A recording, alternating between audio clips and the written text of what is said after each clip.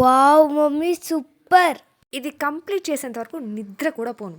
Hi hello welcome back to my channel Himaram ideas and vlogs. Please subscribe my channel.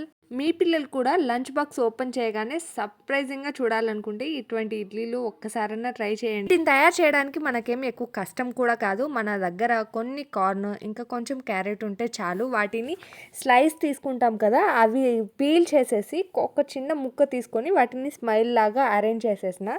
ఇంకా ice అంటారా, నా దగ్గర కొన్ని నల్ల నువ్వులు ఉంటే అవి ఒక్కొక్కటి అలా పెట్టేసిన. మీరు నల్ల నువ్వులకు బదులుగా ఆవాలు పెట్టుకోవచ్చు. ఆవాలు కూడా ఐస్ లాగా సెట్ అయిపోతాయి.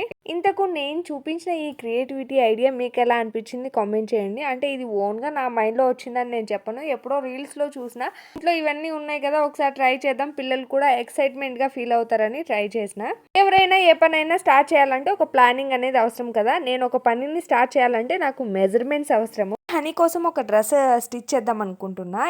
ఈ క్లాత్ నా దగ్గర ఉండబట్టి నెలలు కాదు కదా సంవత్సరాలు అవుతుంది. మీరెట్లో తీసుకున్నాను అనమాట ఈ ఫ్యాబ్రిక్ నేను. అంటే అక్కడ 2.5 మీటర్, 2 మీటర్లు, 3 మీటర్లు అట్లా పన్న ఎక్కువగా ఉండే క్లాత్లు మేబీ 150-200 అలా అమ్ముతూ ఉండేవాళ్ళు అనమాట. మనకు ఇదే ఫ్యాబ్రిక్ మీటర్ వైజ్ తీసుకోవాలనుకుంటే ఇంకా కాస్ట్ ఎక్కువ అవుతుంది కదా. అంటే షైనీగా ఉందన్నమాట క్లాత్, అందుకనేసి అప్పుడు తీసుకున్నా. అంటే మంచి మంచి ఐడియాస్ ఏం రాలేదు నాకు అప్పుడు, అందుకనేసి ఏదన్నా మనకు కొత్తగా కనిపించినప్పుడు స్టిచ్ చేద్దాంలే అని అలాగే పెట్టిన క్లాత్.